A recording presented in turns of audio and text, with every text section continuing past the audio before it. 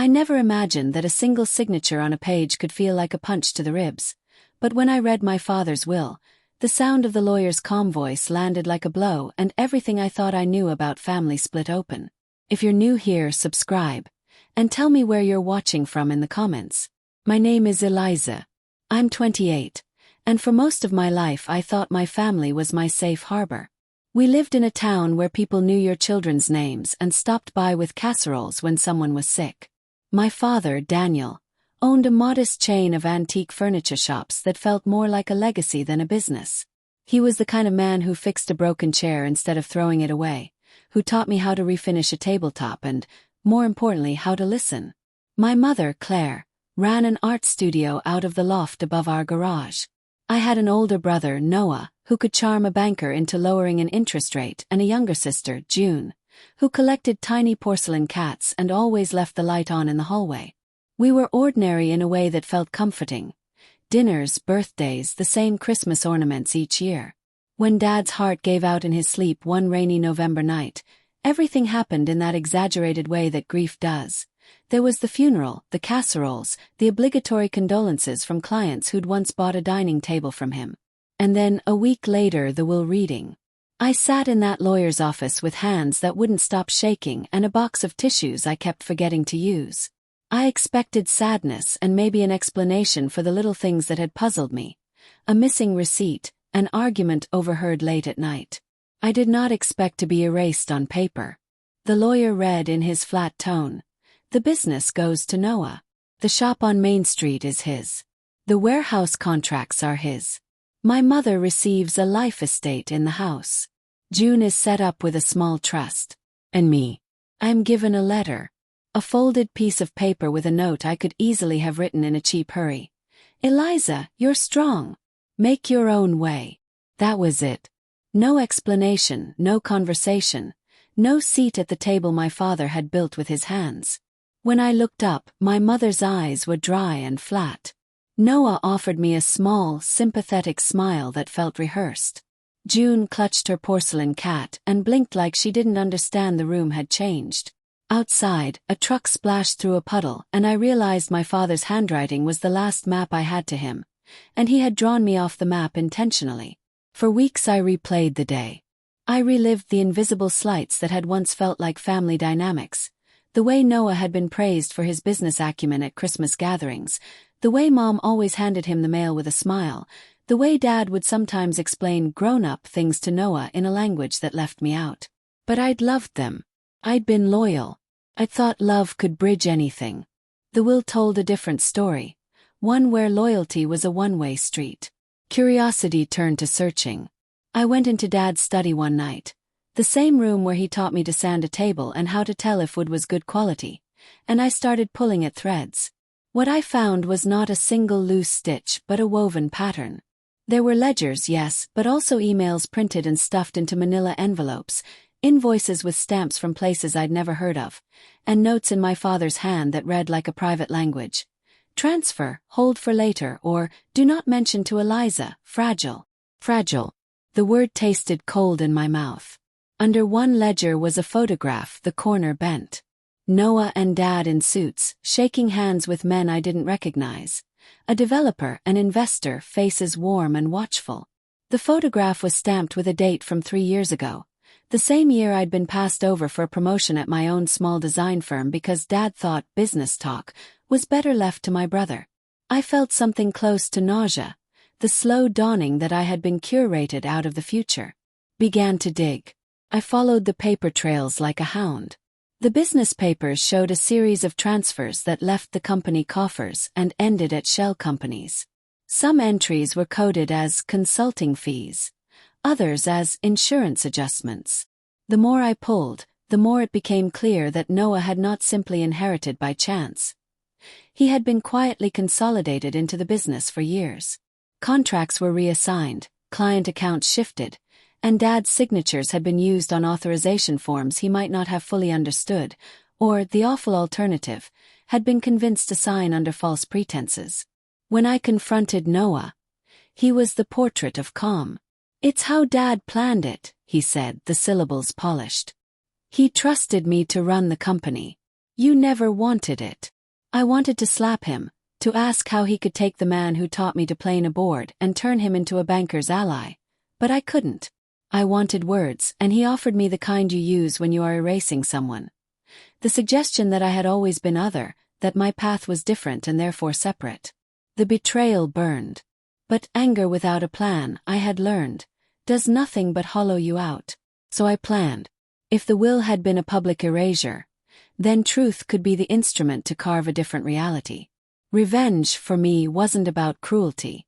It was about staking a claim to the truth and forcing everyone to see it. I started small and quiet.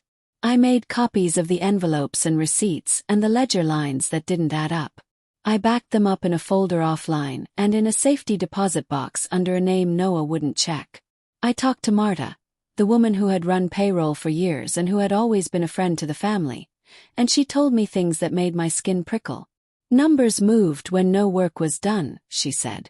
Payments to companies that didn't show up on our client list. And there were nights when Mr. Dan signed blanks because someone else sat with him until he was tired. Her voice was a low thing. She had been loyal but not blind. She agreed to help gather testimony. Then I found something I hadn't expected. A folder of letters my father had written but never mailed. They were addressed to me. In the worst of them he wrote apologetically about the limitations of his courage. How he had chosen a brittle peace over a fight he feared would ruin us. He had been, in his last years, a man weighing fear against protection. The letters complicated everything. They didn't excuse Noah. They didn't return the inheritance to me. They did, however, give me the map to why Dad had done what he had, and the knowledge that he had known the fracture and had tried, feebly, to warn me. Once I had the documentation and some corroborating voices, the next question was timing. A public reveal could ruin people who depended on the business. Employees, small suppliers, the cleaners who depended on weekly paychecks, and I was not willing to burn them. So I made my plan surgical. I reached out to an investigative journalist I'd once met at a market fundraiser. She agreed to look at the files with discretion, if I marshaled the facts so that the story couldn't be dismissed as family drama. There is a different kind of stage where truth lands harder. A trustee meeting called to review the estate. The meeting would be attended by family, the board, and a few of the business's major clients. I arranged to have the journalist attend as well as an accountant who could speak plainly about the numbers. The night before the meeting I sat on the veranda and read my father's unsent letters aloud until the wind was my only audience, and it steadied me. The meeting was a house of polite faces. Noah read a prepared statement about stewardship and legacy. He talked about honoring Dad's memory by preserving the brand. I felt bile of old wounds. When it was my turn to speak, I didn't plead. I laid the documents down, one by one, and spoke in a voice that was steady because it had to be. I read dates and amounts. I read notes in my father's hand that instructed transfers to companies that provided no services. I read Marta's account of late-night signings when Dad had been tired.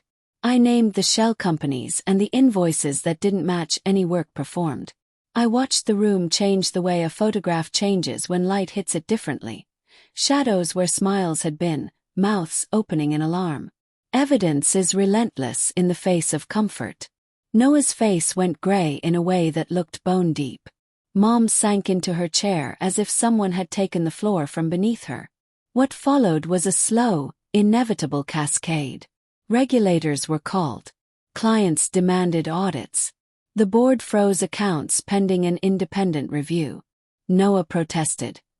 He called it a misunderstanding, a series of accounting errors, but the numbers do not care about polite explanations. Headlines arrived within days.